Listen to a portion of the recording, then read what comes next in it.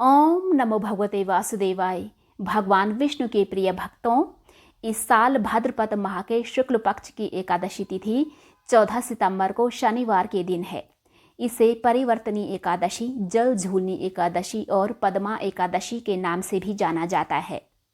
इस दिन भगवान विष्णु के निमित्त व्रत रखा जाता है और भगवान विष्णु जी के वामन स्वरूप की पूजा होती है। मान्यता है कि इससे साधक को मोक्ष की प्राप्ति होती है। परिवर्तनी एकादशी के दिन श्री हरि की पूजा आराधना के साथ परिवर्तनी एकादशी की व्रत कथा अवश्य सुनी या पढ़ी जाती है, जो इस प्रकार है।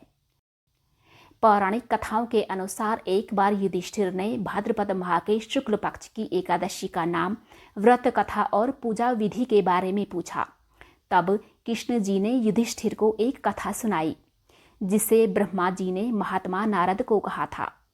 नारद ने ब्रह्मा जी से पूछा, विष्णु जी की आराधना के लिए मैं आपसे जानना चाहता हूँ कि भाद्रपद माह के शुक्ल पक्ष की एकादशी कौन सी होती है। ब्रह्मा जी ने कहा, आपने मुझे उत्तम प्रश्न किया है। भादो माह के शुक्ल पक्ष की एकादशी को पद्मा के नाम से जाना जाता है। उस दिन भगवान ऋषिकेश की पूजा की जाती है।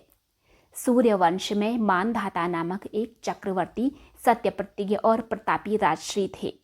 उनके राज्य में अकाल नहीं पड़ता था, प्रजा को मानसिक चिंताएं नहीं सताती थीं और व्याधियों का प्रकोप भी नहीं होता था।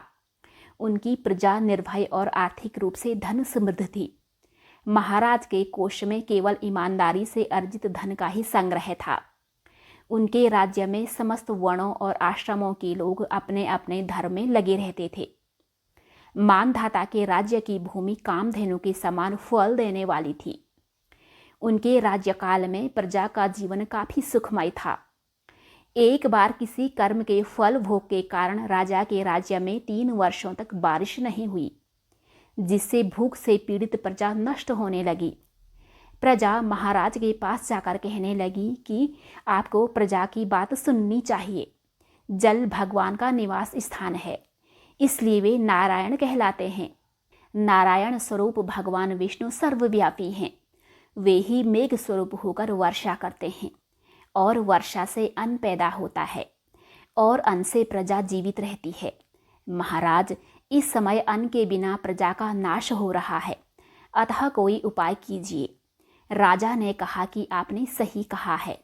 अन्न को ब्रह्म कहा गया है। अन्न से ही प्राणी जीवित रहता है। पुराण में भी विस्तृत रूप से वर्णन किया गया है कि राजाओं के अत्याचार से प्रजा को पीड़ा होती है, लेकिन जब मैं विचार करता हूँ तो मुझे इसमें मेरे कोई अपराध नहीं नजर आते हैं। फिर भी मैं प्रजा के हित में पूरा प्रयास करूँगा। ऐसा निश्चय करके राजा मानधाता कुछ व्यक्तियों को साथ लेकर भगवान को प्रणाम करने वनों की ओर चल पड़े। वहाँ मुनियों और तपस्वियों से मिले। एक दिन उन्हें ब्रह्मपुत्र अंगिरा के दर्शन हुए।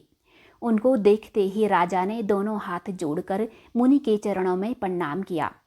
मुनि ने भी राजा का अभिनंदन स्वीकार किया और राज्य के बारे में पूछा। राजा ने प्रजा का हाल बताकर मुनि के स्वास्थ्य के बारे में पूछा। मुनि ने राजा को आसन और अर्घ्य दिया। मुनि ने राजा के आने का कारण पूछा तो राजा ने बताया कि मेरे राज्य में सब कुछ अच्छा चल रहा था, लेकिन किसी कारणों से वर्षा का अभाव हो गया है। इसकी वजह मुझे नहीं पता है। ऋषि अंगिरा बोले, सतयुग सबसे उत्तम युग है। इसमें लोग परमात्मा के चिंतन में लगे रहते हैं। इस युग में केवल ब्राह्मण ही तपस्वी होते हैं, दूसरे लोग नहीं। तुम्हारे राज्य में एक शूद्र तपस्या करता है और इसके कारण वर्षा नहीं होती है। तुम इसके प्रतिकार में यज्ञ करो, जिससे यह दोष शांत हो जाए। राजा ने कहा, मुनिवर, एक तो वह तपस्या में लगा है और उसका कोई अपराध भी नहीं है, इसलिए मैं उसकी तपस्या अवरोध नहीं उत्पन्न करूँगा। आप दोष को शांत करने वाले किसी धर्म का उपदेश दीजिए। फिर ऋषि ने कहा, ऐसी बात है तो एकादशी का व्रत करो। भाद्रपद माह के शुक्ल पक्ष की पद्मा नाम की एकादशी होती है। इस व्रत के प्रभाव से निश्चित ही समस्या का हल मिलेगा और तुम अपनी प्रजा और परिवार के सदस्यों के साथ इसका व्रत कर सकते हो। ऋषि का ये वचन सुनकर राजा वापस घर लौट आए और चारों वर्णों के प्रजा के साथ मिलकर भादो माह के शुक्ल पक्ष का पद्मा एकादशी व्रत रखा। इस व्रत से राज्य में बारिश होने लगी और हरी भरी खेती से पृथ्वी सुशोभित होने लगी। प्रभु श्री कृष्ण ने कहा कि युधिष्ठिर, इस कारण पद्मा यानी परिवर्तनी एकादशी व्रत और उस व्रत कथा का पाठ करना चाहिए। इस व्रत कथा को पढ़ने और सुनने से व्यक्ति के सभी पापों का नाश होता है।